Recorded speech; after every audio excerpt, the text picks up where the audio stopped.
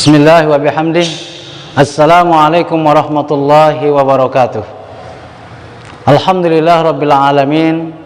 Wassalatu wassalamu ala ashrafil anbiya wal mursalin Sayyidina wa maulana Muhammadin wa ala alihi wa ashabihi wa man tabi'ahu bi ihsanin ila yaumiddin.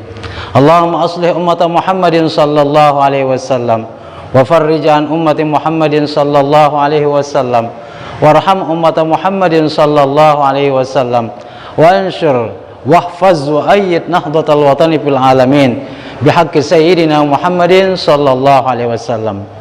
Subhanaka la ilma lana illa ma 'allamtana innaka antal alimul hakim. Wa ba'du.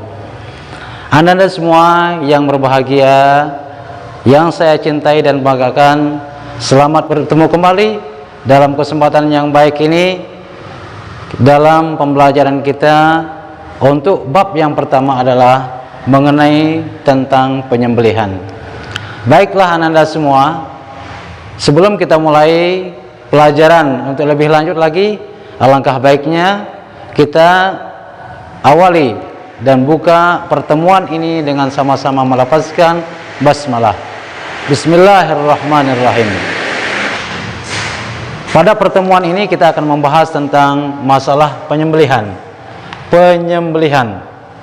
Ya, sebelum kita masuk dalam pembahasan lebih lanjut tentang penyembelihan ini, perlu kita ketahui bahwasanya di dalam agama kita, agama Islam, untuk memperoleh dan mendapatkan makanan yang bersih dan halal, terutama ingin untuk mengkonsumsi yang namanya daging, tentunya harus diawali dengan cara penyembelihan.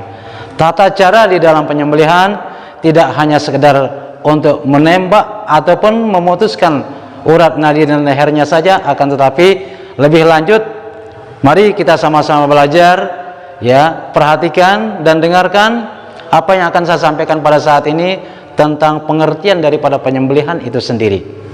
Jadi penyembelihan ini di dalam bahasa, penyembelihan menurut bahasa pengertiannya adalah pertama az-zakah, yang kedua az-zabhu, yang ketiga adalah an-nahru. Ya, az-zakah, az-zabhu dan an-nahru ini adalah kalimat yang berbeda tapi makna dan tujuannya adalah sama. Az-zakah misalkan, az-zakah di sini bermakna adalah sempurna atau al-kamal. Jadi untuk memperoleh daging yang sempurna, halal zatnya dan halal dalam mengkonsumsinya adalah tentunya harus dengan cara yang bersih, dan cara penyembelihannya juga harus dengan secara sempurna. Inilah pengertian daripada az-zakah, az-zabhu dan an-nahru. Kemudian bagaimana menurut istilah? Pengertian secara istilah adalah melenyapkan ruh binatang untuk dimakan dengan menggunakan alat yang tajam selain kuku dan tulang. Sekali lagi, penyembelihan menurut istilah adalah melenyapkan ruh binatang untuk dimakan dengan menggunakan alat yang tajam selain kuku dan tulang. Nah, bagaimana anak-anak? Bisa diterima dan bisa difahami? Pengertian secara bahasa dan istilah sudah jelas. Kenapa harus dengan menggunakan alat yang tajam selain daripada kuku dan tulang? Karena untuk mendapatkan daging yang bersih, halal dan sempurna zatnya untuk bisa dikonsumsi oleh kita sebagai umat Islam adalah berangkat dengan hadis Rasulullah sallallahu alaihi wasallam yang mengatakan, wa qala alaihi salatu wassalam, innallaha katabal ihsana ala kulli syai' fa idza qataltum fa ahsinul qatla wa idza zabahtum fahsinuz zabha fal yuhaddi ahadukum syafratahu wal yurih zabihatahu. Apa artinya? Artinya waqala alaihi salatu wassalam, Rasulullah baginda yang mulia telah bersabda dengan ungkapan beliau, innallaha, sesungguhnya Allah subhanahu wa ta'ala, katabal ihsan, telah mengharuskan kepada setiap ala kulli syai', telah mengharuskan kepada manusia, kepada hambanya untuk bersikap baik terhadap segala sesuatu. Fa iza qataltum fa ahsinul qatla, apabila engkau memotong satu hewan ataupun binatang yang hendak engkau konsumsi dan makan, fa ahsinul qatla, maka hendaklah engkau perbaiki cara pemotongannya.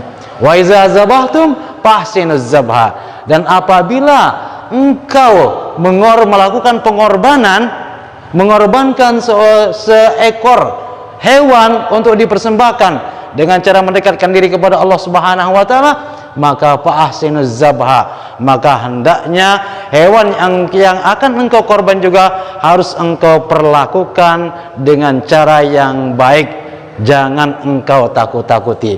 Fal yuhaddi ahadukum, maka hendaklah salah seorang di antara kamu syafratahu, untuk mempertajam, memperuncing alat yang akan digunakan untuk memotong hewan yang akan engkau jadikan sebagai hewan korban.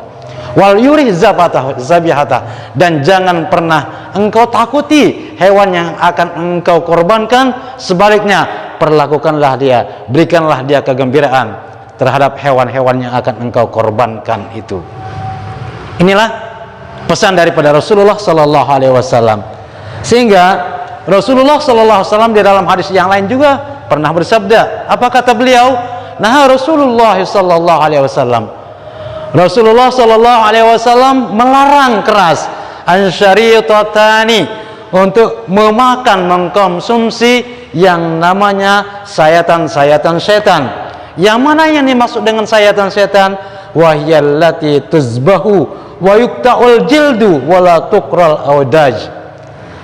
Yang dimaksud dengan sayatan setan itu adalah hewan yang dituzbahu, yang dibunuh, yang disembelih, wa yukta'ul jildu, akan tetapi dengan cara dipotong kulitnya, tidak disembelih pada awalnya tapi dipotong kulitnya, wala tuqral awdaj, tidak dilakukan dengan cara pemotongan terlebih dahulu, akan tapi hewan itu dikuliti sebelum dia dipotong atau dibunuh.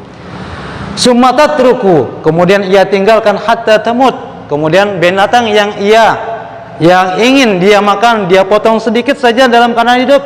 Sumatatruku hatta tamut, kemudian ditinggalkan begitu saja sampai hewan itu meninggal atau mati dengan sendirinya.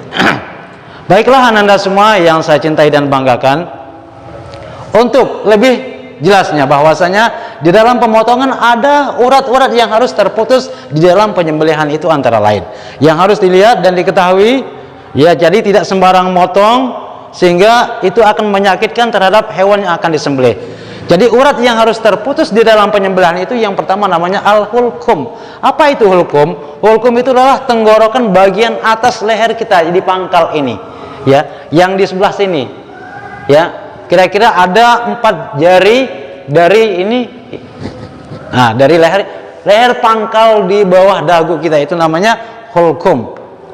Kemudian al-marij, al-mari, apa itu al-mari? Al-mari itu adalah leher bawah yang menjadi saluran makan dan minum, lebih bawah dari tempat yang namanya hulkum. Kemudian urat yang ketiga yang harus terputus adalah al-wadajain, yaitu urat yang mengiringi 2 urat, yaitu hulkum dan al-mari namanya.